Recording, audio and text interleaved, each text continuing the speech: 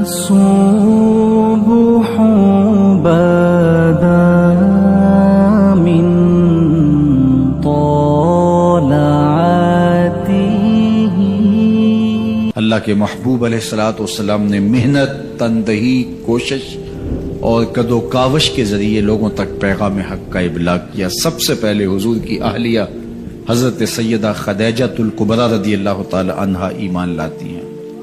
حضور علیہ السلام کے قریبی دوست، گہرے دوست حضرت سیدنا ابو بکر رضی اللہ تعالی عنہ ایمان لاتے ہیں. حضرت علی المرتضیٰ رضی اللہ تعالیٰ عنہ اگرچہ نو عمر ہے لیکن سینے پہ ہاتھ رکھ کے کہتے ہیں جان و دل فدا کروں گا حضور آپ پہ. حضرت بلال حبشی اسلام لاتے ہیں. حضرت عمار ابن یاسر، حضرت سمیہ، حضرت یاسر اسلام لاتے ہیں. 38 لوگ ایک ایک کر کے اسلام میں داخل ہوئے.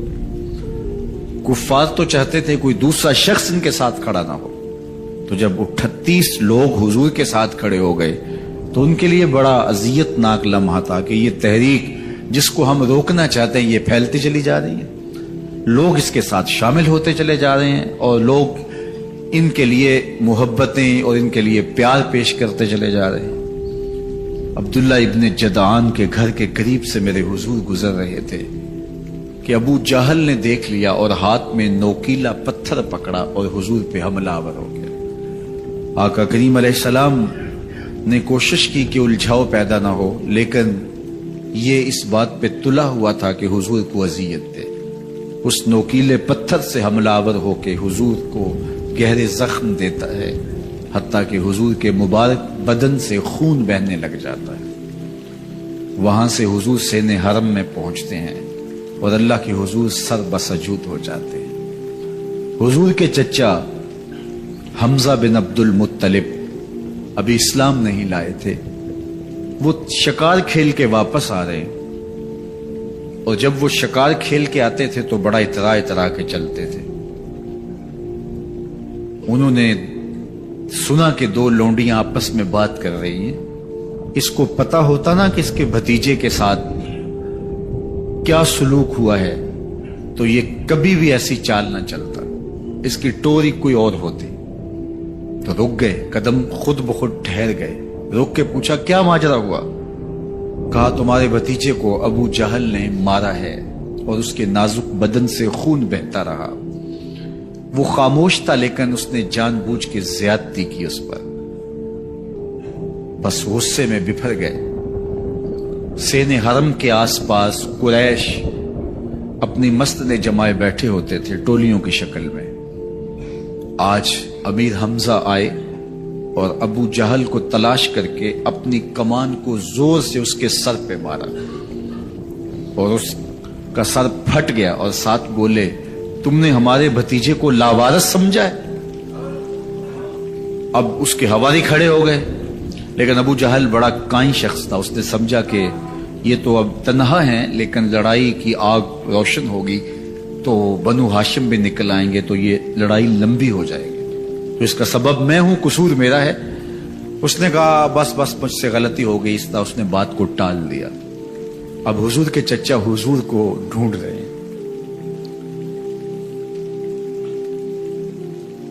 سین حرم میں حضور علیہ السلام اللہ کے حضور سر بسجود ہیں.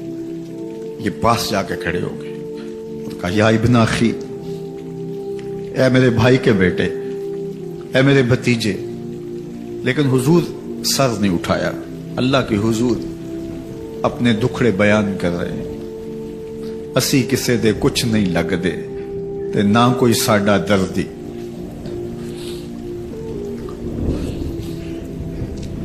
اللہ کے محبوب علیہ السلام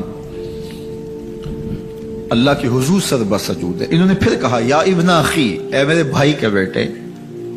اور انہیں بے چینی ہے کہ بتاؤں کہ حوصلہ رکھو میں تمہارا بدلہ لے لیا، لیکن حضور سر نہیں اٹھا رہے. تیسری مرتبہ پھر آواز دی. حضور نے سر اٹھایا، آنکھیں آنسوں سے بھری ہوئی تھی. تو برجستہ کہا بھتیجے میں تمہارا بدلہ لے لیے.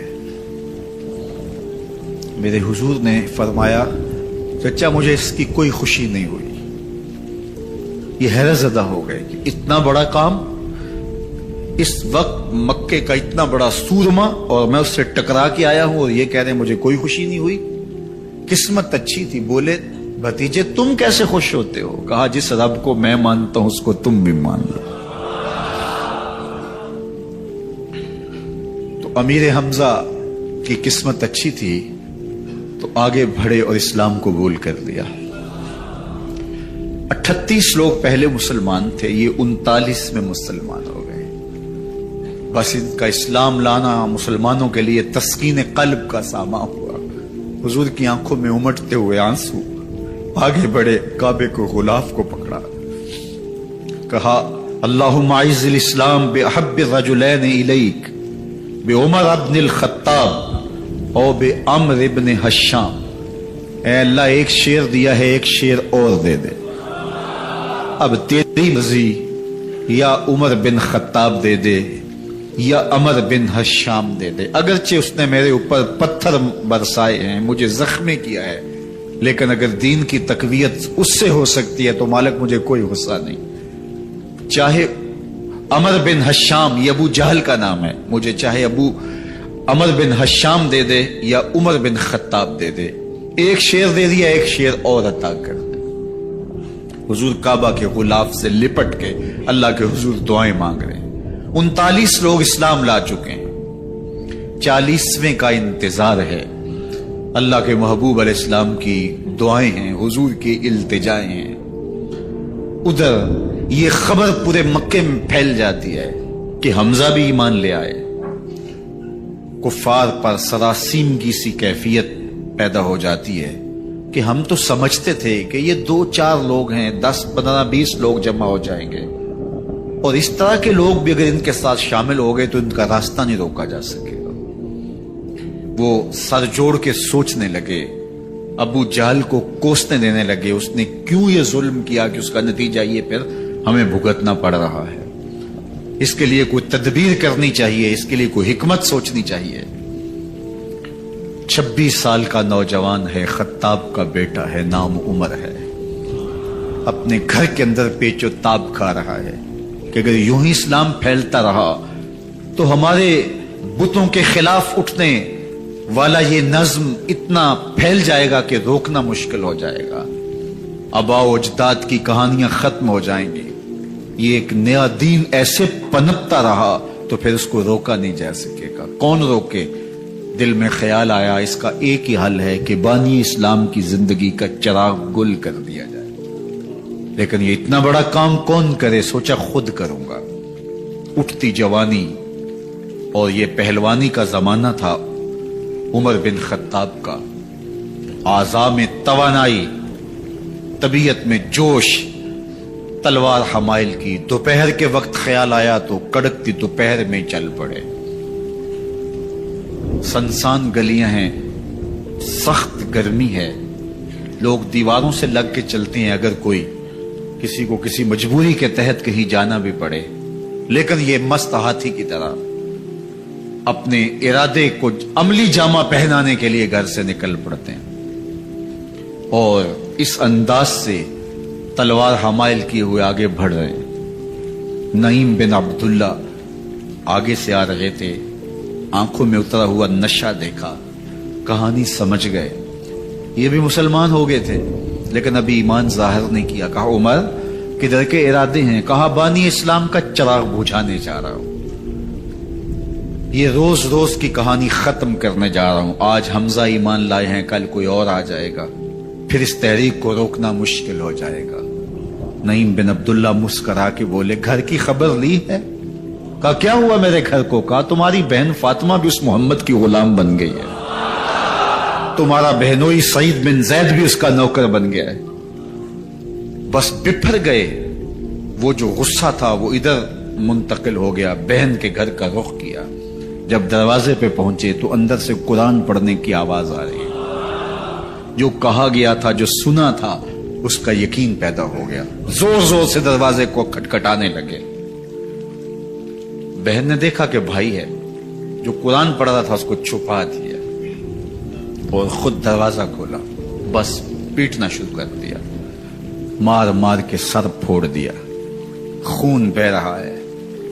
جب سر پھٹ گیا تو فاطمہ بنت خطاب بولی، عمر تم خطاب کے بیٹے ہو، میں بھی خطاب کی بیٹی ہوں، سن لو محمد کا دامن نہیں چھوڑو، جو کرنا ہے کرو۔ جب یہ تیور دیکھے تو عمر کی حیرت انتہا کو چھو گئی، یہ کون سی قوت ہے جس نے ایک عورت کے اندر یہ جذبے رکھ دیے؟ کہا اچھا بتاؤ تم کیا پڑھ رہے تھے؟ کہا تم ناپاک ہو، تمہیں نہیں دوں گی۔ کہا کیسے دو گی؟ کہا پہلے غسل کرو۔ عمر غسل کر رہا ہے، سودا لینے کے لیے بازار گئے، ہاتھ اس کے بکے جس کے خریدار گئے۔ عمر غسل کر رہے ہیں، غسل کر کے باہر آئے تو بہن قرآن لے آئی، وہ کھجور کی چھالیں، وہ چمڑے کے اوپر لکھا ہوا قرآن سامنے رکھ دیا۔ عمر پڑھ رہے ہیں طٰہٰ ما انزلنا علیک القرآن لتشقیٰ، اے 14ویں کے چاند محبوب، قرآن اس لیے نازل تو نہیں کیا تھا کہ تم مشقت میں ہی پڑ جائے۔ محبوب رحمت کے دروازے کھل رہے ہیں، کرم نوازیاں ہونے والی ہیں۔ عمر پڑھتے گئے، آنکھوں کے بندن ٹوٹ گئے، آنسو آنے لگے، ٹپ ٹپ آنسو گرنے لگے۔ عمر رو رہے ہیں، بدن کانپ رہا ہے۔ آئے کس ارادے سے تھے، اب حالت کیا ہوئی جا رہی ہے۔ اپنی بہن سے کہا، بہنوئی سے کہا، جس در کے تم غلام ہوئے ہو کبھی میں بھی اس در کا غلام نہیں ہو سکتا؟ عمر کی کہیں عمر نہ برباد ہو جائے، مجھے اس چوکھٹ پہ لے چلو۔ کہا چلو ہم اس دہلیز پہ لے چلتے ہیں۔ تلوار اسی طرح حمائل کی ہوئی ہے، حضور دار ارقم میں ہے۔ یہ اسلام کی پہلی درسگاہ ہے، حضرت ارقم کا گھر۔ مسلمانوں کی تعداد بہت تھوڑی، یہاں چھپ کر کے دین سیکھتے ہیں۔ حضور بھی وہاں تشریف فرما تھے، باقی اصحاب بھی وہاں تشریف فرما تھے، حضرت میرے حمزہ بھی وہاں تھے۔ دروازے کی درزوں سے دیکھا کہ عمر آ رہے ہیں، تلوار بھی حمائل کی ہوئی۔ صحابہ نے کہا عمر آ رہے ہیں، امیر حمزہ نے کہا کوئی پرواہ نہیں، آنے دو، اچھا ارادہ ہوا تو خوش آمدید کہیں گے، ارادہ اچھا نہ ہوا اس کی تلوار سے گردن کاٹوں گا۔ اللہ اکبر۔ جب دروازہ کھولا تو دو صحابہ نے بازوں سے پکڑ لیا، کندھوں سے۔ حضور نے فرمایا کندھے چھوڑ دو، کندھے چھوڑ دیے گئے۔ آقا کریم علیہ الصلوۃ والسلام نے ان کے گلے کے اندر جو کپڑا تھا اس کو پکڑ کے جھٹکا دیا، اسلم عمر، عمر اسلام لاؤ۔ اللہ اکبر۔ اور ساتھ حضور نے حضرت عمر کے دل پہ ہاتھ رکھے، اللہم اہد قلبہ، اللہ عمر کے دل میں ہدایت ڈال دے۔ بس یہ جملہ کہنے کی دیر تھی اور حضور کا ہاتھ پھرنے کی دیر تھی، اندر سے کفر دھلتا چلا گیا۔ اور عمر نے کہا اشہد ان لا الہ الا اللہ واشہد انک رسول اللہ۔ جب یہ پڑا کلمہ تو حضور کی زبان سے بے ساختہ نکلا اللہ اکبر، اور صحابہ نے بھی اللہ اکبر کہا، اور اس زور سے کہا کہ مکے کی گلیاں گونجنے لگی۔ اب عمر ایمان لانے کے بعد حضور کی خدمت میں حاضر ہو کے عرض کرتے ہیں حضور کیا ہم حق پہ نہیں ہیں؟ فرمایا ہم حق پہ ہیں۔ اللہ کا دین سچا نہیں ہے؟ فرمایا اللہ کا دین سچا ہے۔ کہا کہ آپ اللہ کے سچے نبی نہیں ہیں؟ فرمایا میں اللہ کا سچا نبی ہوں۔ تو فرمایا پھر ہم چھپ کے نماز کیوں پڑھیں؟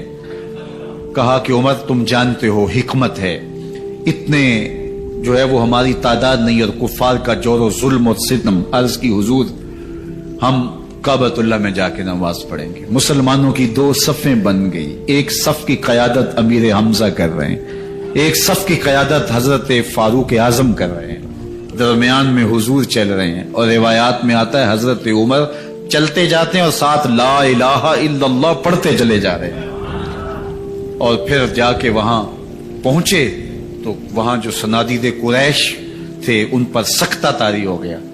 حضرت عمر رضی اللہ تعالیٰ عنہ جب ایمان لائے تو آپ نے ایک ایک کافر کے گھر کے دروازے پہ کھڑے ہو کے کہا، جب کوئی بھی شخص مسلمان ہوتا تو کفار اس کو مارتے، زود و کوب کرتے، ظلم کرتے، ستم کرتے، گھسیٹتے بازاروں میں، لیکن حضرت عمر ایمان لائے تو ایک ایک شخص کے دروازے پر کھڑے ہو کر کے کہا کہ تم کمزوروں کو مارتے تھے، میں تمہیں بتانے آیا ہوں میں محمد عربی کا نوکر بن گیا ہوں۔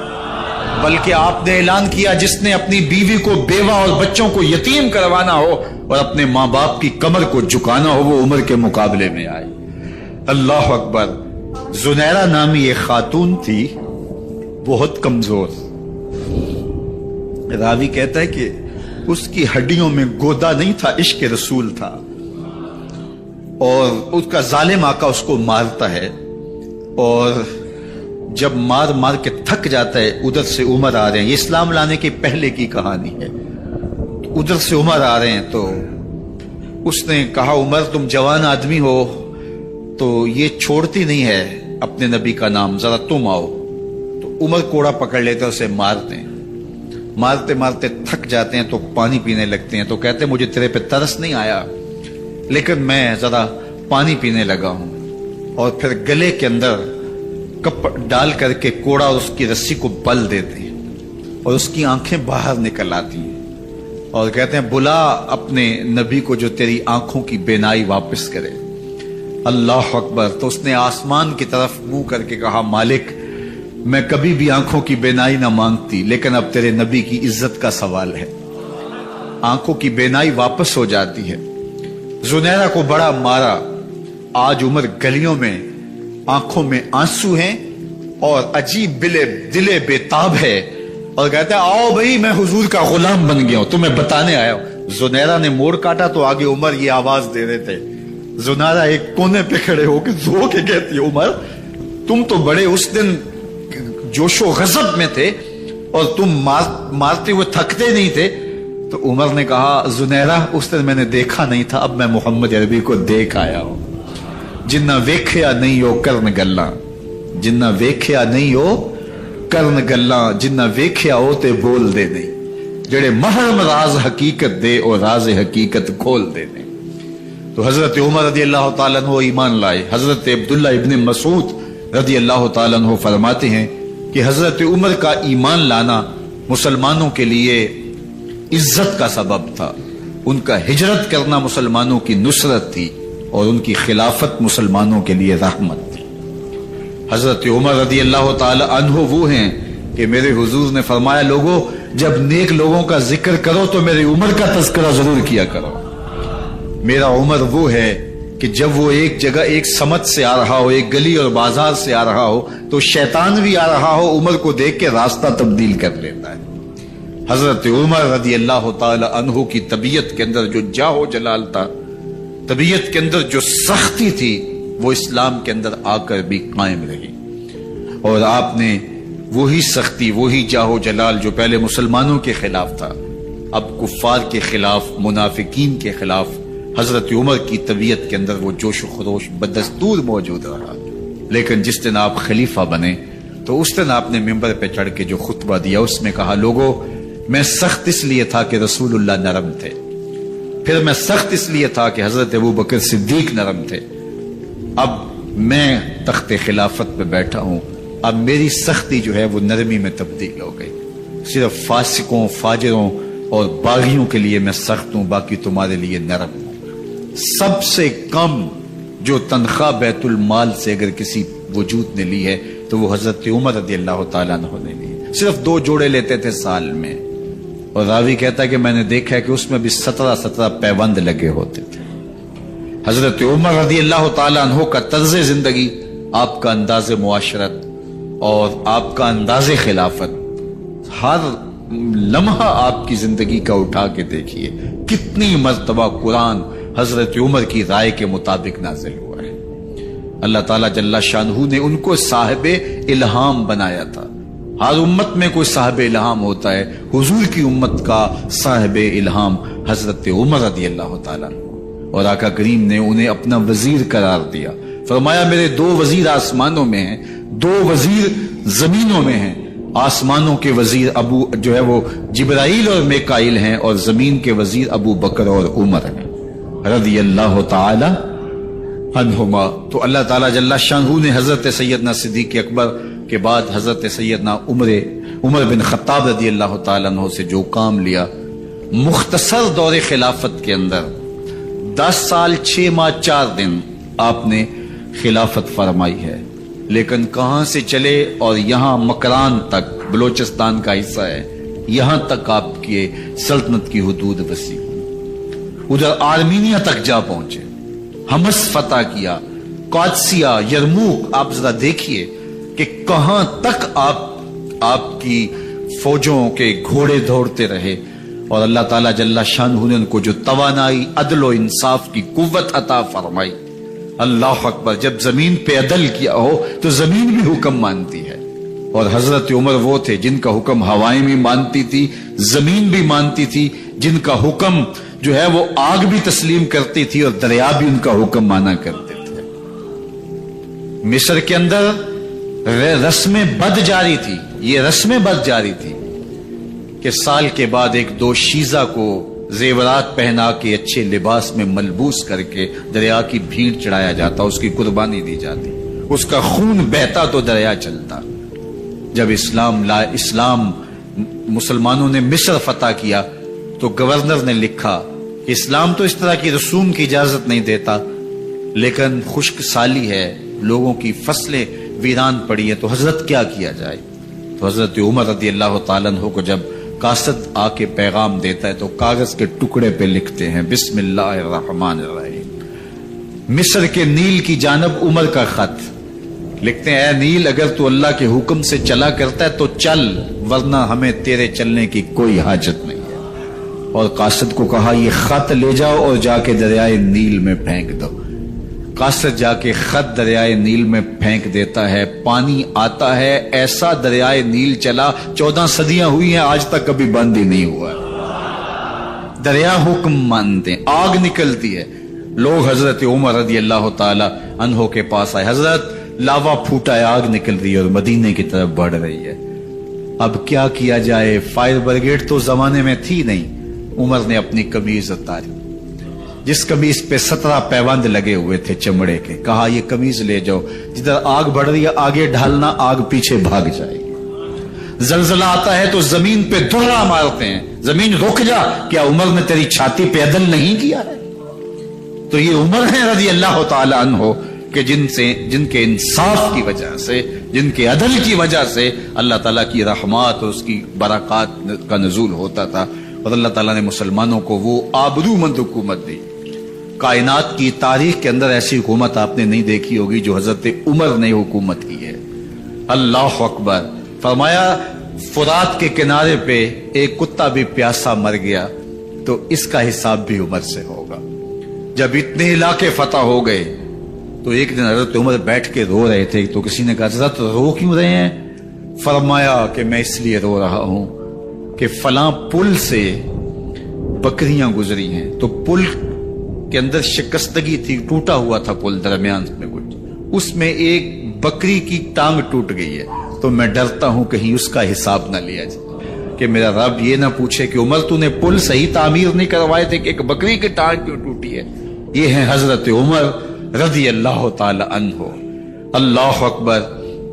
حضرت سیدنا عمر رضی اللہ تعالیٰ عنہ کی پوری زندگی آپ دیکھ لیجئے، آپ جن کو گھر میں بیٹھتے ہیں، دربار خلافت میں بیٹھتے ہیں، اور آپ کا دربار خلافت کیا ہے؟ کوئی عالی نصب محل نہیں ہے، مسجد نبوی کا صحن ہے، وہاں بیٹھ کے فیصلے ہو رہے ہیں۔ باہر سے سفیر آتا ہے اور آ کے پوچھتا ہے کہ میں امیر المومنین کے، مسلمانوں کے حکمران کے دارالامارہ میں محل میں جانا ہے، تو وہ مسکرا کے کہتے ہیں ہمارے امیر کا تو کوئی محل نہیں ہے۔ کہا کہاں ہے تمہارا امیر؟ کہا مسجد نبوی میں ہوگا یا بیت المال کی اونٹوں کی دیکھ بھالی کر رہا ہوگا، ان کی دیکھ بھال میں لگا ہوگا۔ وہ جب گئے تو مسجد میں نہیں ہے، اللہ اکبر! وہاں گئے تو وہاں بھی نہیں ہے۔ پھر کیا دیکھتے ہیں کہ عمر رضی اللہ تعالی عنہ جنت البقیع کے پاس ایک درخت کے نیچے اینٹ کا سرانہ رکھ کے سوئے ہوئے، تو اس نے کہا عمر تو نے عدل کیا ہے، تجھے کچی اینٹ پہ بھی نیند آ گئی، ہمارے حکمرانوں نے انصاف نہیں کیا، اور وہ بند اور محفوظ کمروں کے اندر بھی سکون اور چین کی نیند نہیں سو سکتے۔ حضرت سیدنا عمر رضی اللہ تعالیٰ عنہ نے اس طرح ان امور سلطنت نبھائے۔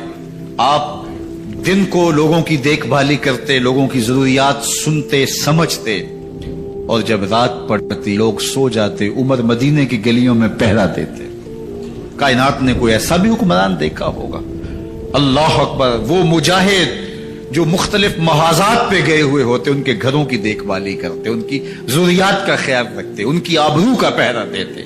راتوں کی تنہائیوں کے اندر حضرت عمر اٹھتے اور جا کے گشت کرتے، چکر لگاتے، دیکھتے کوئی آنکھ پر نم نہ ہو، مفلسی کا کسی گھر میں ماتم نہ ہو، لوگوں کی ضروریات کا خیال رکھتے۔ اللہ اکبر! ایک دن حضرت عمر رضی اللہ تعالیٰ عنہ ایک گھر کے قریب سے گزرے، घर से धुआं निकल रहा था। सोचा कोई मेहमान होगा, गुजर गए।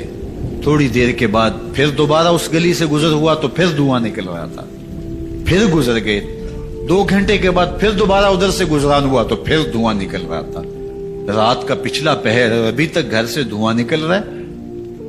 उमर रज़ी अल्लाह ताला अन्हु ने दरवाजे को खटखटाया। अंदर से खातून की आवाज आई, इस वक्त कौन है? कहा एक मुसाफिर हूं, पूछना चाहता हूं तुम्हारे घर से धुआं क्यों निकल रहा है रात के इस पहर? कहा तुम्हें इससे क्या गरज? कहा नहीं, मुझे तशवीश हुई है। तो उसने कहा उमर की जान को रो रही हूं। हजरत उमर रज़ी अल्लाह ताला अन्हु ने कहा क्या हुआ? कहा कि खाने के लिए घर कुछ नहीं है, बच्चे जिद कर रहे हैं, हंडिया के अंदर पत्थर डाल करके मैं नीचे से आग दिए जा रही हूं। बच्चों कहती हूं थोड़ी देर है, थोड़ी देर है, कि बच्चे थक के सो जाएंगे इंतजार कर करके। तो कुछ हो तो पके, और बच्चे हैं भूख से, शिद्दत भूख की वजह से सो भी नहीं रहे, और मैं यहां बैठी उमर की जान रो रही। हजरत उमर रज़ी अल्लाह ताला अन्हु वापस आए, घी का कनस्तर उठाया, आटे की बोरी ली और साजो सामान लिया। खादिम था आपका असलम बैतुल माल में। उसने हजरत ये सब कुछ मैं उठा लेता हूं। कहा हशर के दिन मेरा बोझ उठाओगे? कहा नहीं, वो तो आपको उठाना होगा। कहा उमर को आज खुद ही उठाने तो। और उठा के उनके घर आए और घर आके उनको सब कुछ दिया। और फिर उसके बाद जब खाना तैयार हुआ, बल्कि रिवायत में आता है कि जब आग जला रही थी तो उमर झुक के चूल्हे में फूंके मार रहे थे। अल्लाह अकबर। उस खातून को नहीं पता कि ये कौन है, ये कोई अजनबी मुसाफिर है, मेरी मदद कर रहा है। फिर बच्चे जो है वो जब खाना खा के खुश हुए तो हजरत उमर रज़ी अल्लाह ताला अन्हु ने दिल में सोचा और कहा उमर, जिस तरह तूने बच्चों को रुलाया है आज उन बच्चों को हंसाओ भी। तो बच्चे बैठे हैं तो उमर कभी इधर जाते हैं कभी उधर जाते हैं। जिस तरह बच्चों को खिलाने के लिए जो है वो घुटनों के बल और हाथों के बल लोग चलते हैं, हजरत उमर यूं चलते हैं और वो बच्चे मुस्कुराते हैं। जब बच्चे हंसने लगे, खाना खा चुके, उमर उस खातून से मुखातब होकर कहते हैं बहन देख उमर की बड़ी मजबूरियां हैं। फुस्तात, यरमूक, कहां कहां आर्मीनिया, कहां कहां सरहदों पे महाज पे लोग मौजूद हैं, उनकी देखभाली करनी, उमूर खिलाफत, क्या क्या मामले हैं। तन्हा अकेले बेचारे की जान है, वो नहीं ख्याल कर सका, चल तू उसे माफ कर दे। वो बहन कहती है तू इतनी हमदर्दी क्यों करते उमर की? नहीं, मैं उमर को माफ नहीं करूं। कल कयामत के दिन मैं अल्लाह के हुजूर उमर का गिरेबान पकड़ूंगी। तू दूसरे इलाके फतह करता था, मेरी खबर ही नहीं थी। अल्लाह अकबर। जब ये बात की तो उमर चीखें मार के रोने लगे और हाथ जोड़ के कहने लगे बहन ये तुम्हारे सामने तो उमर खड़ा है, ये हजरत उमर थे रज़ी अल्लाह ताला अन्हु और अल्लाह के महबूब अलैहिस्सलातु वस्सलाम के खलीफा राशिद, दूसरे खलीफा। 10 साल 6 माह और 4 दिन आपने खिलाफत की। और तारीख कहती है अगर उमर रज़ी अल्लाह ताला अन्हु को 10 साल और मिल जाते, या मगरबी मुफक्किरीन कहते हैं कि अगर कायनात को एक उमर और मिल जाता, पूरी दुनिया पे मुसलमानों की हुकूमत हो, कहीं कुफर बाकी ना बचता। लेकिन बदबातन लूलू फिरोज नामी एक मजूसी गुलाम ने नमाज फजर पढ़ते हुए हजरत उमर बिन खत्ताब रज़ी अल्लाह ताला अन्हु पे हमला किया। जहर में बुझा हुआ खंजर आपके जिस्म में सरायत कर दिया। आप वहां से उठा के घर लाए गए और 4 दिन तक मुसलसल आप इस अज़ियत और तकलीफ में रहे। जब आखिरी वक्त आया तो अपने बेटे को बुलाया, कहा बेटा मैंने उम्मुल मोमिनीन सैयदा आयशा रज़ी अल्लाह ताला अन्हा से पूछा हुआ है कि मेरे मरने के बाद हुजूर अलैहिस्सलाम की कुर्बत में मुझे जगह दे दी जाए। हो सकता है मैं अमीरुल मोमिनीन मुसलमानों का खलीफा हूं तो इस वजह से उन्होंने इजाजत दे दी हो, जब मैं फौत हो जाऊं तो जाहिर खलीफा नहीं रहूंगा। तो फिर जाके उनको दोबारा कहना कि मेरे बाप का पैगाम है, अगर वो इजाजत दे तो मुझे हुजूर की कुर्बत में दफन कर देना, और अगर वो इजाजत ना दें तो फिर जन्नतुल बकी में मुझे दफन कर देना। जब हजरत सैयदना उमर बिन खत्ताब रज़ी अल्लाह ताला अन्हु का इंतकाल हो गया तो आपके साहबजादे इब्न उमर हजरत आयशा रज़ी अल्लाह ताला अन्हा के पास गए, कहा कि मेरे बाप का सलाम है आपके नाम। उन्होंने आपको जिंदगी में कहा था कि हुजरा अनवर में सैयदना सिद्दीक अकबर के साथ 2 गज जगह मुझे भी नसीब हो जाए, तो आपने इजाजत दे दी थी। تو میرے والد गिरामी نے فوت ہوتے ہوئے کہا کہ دوبارہ ام المومنین کے پاس جانا اور دوبارہ پوچھنا. اس وقت تو میں امیر المومنین تھا، ہو سکتا ہے وعدہ کر لیا ہو، لیکن اب اگر آپ اجازت دیں تو یہاں ہم قبر ان کے لیے کھود لیں، ورنہ ہم جنت البقیع میں دفن کر دیں.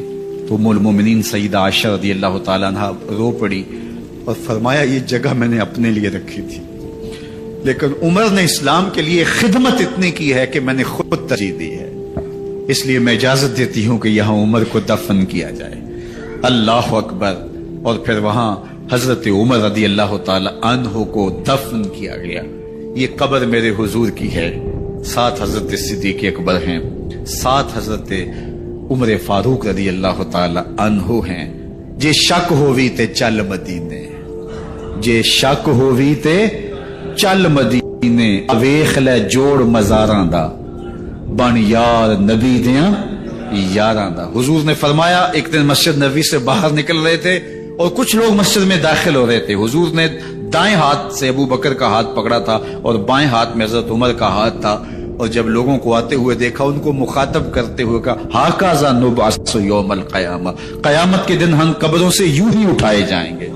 میرے دائیں ہاتھ میں ابو بکر کا ہاتھ ہوگا، بائیں ہاتھ میں عمر کا ہاتھ ہوگا. جے شک ہووی تے چل مدینے، آ ویکھ لے جوڑ مزاراں دا، بن یار نبی دیں یاراں دا. تو میرے حضور نے فرمایا جب اچھے لوگوں کا ذکر کرو تو میرے عمر کا ذکر بھی ضرور کیا کرو. تو حضرت عمر رضی اللہ تعالی عنہ اللہ کے محبوب کے محبوب ہیں. باقی صحابی مرید ہیں، حضرت عمر میرے حضور کی مراد ہیں. اللہ سے مانگ کر کے لیا ہے، اللہ عمر بن خطاب عطا کرتے، اور پھر اللہ نے عمر کی صورت میں اسلام کو وہ عظیم تحفہ دیا جس سے اسلام کی عزت بڑھی اور شان و شوکت میں اضافہ ہوا، اور اسلام کے جھنڈے چار داغ عالم کے اندر لگ گئے.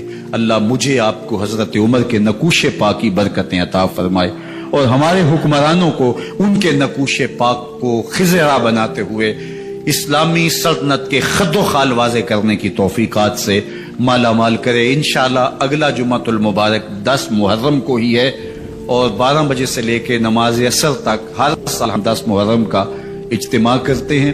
تو اس مرتبہ انشاءاللہ جمعۃ المبارک کا خطبہ بھی اس میں شامل ہو گیا، اور زیادہ برکات اس کی نصیب ہوں گی. اور نماز جمعہ کے بعد انشاءاللہ جو ہے وہ محفل پاک بھی ہوگی جس میں عالی مرتبت ثناء اور مبلغین کے خطاب ہوں گے. تو اگلے جمعۃ المبارک کو انشاءاللہ آپ سے دوبارہ ملاقات ہوگی. آپ تشریف لائیے گا، دوستوں کو ترغیب دیجیے گا. اللہ آپ سب کو جزائے خیر دے، دنیا آخرت کی بھلائیاں آپ کا مقسوم کرے. وآخر دعوانا ان الحمد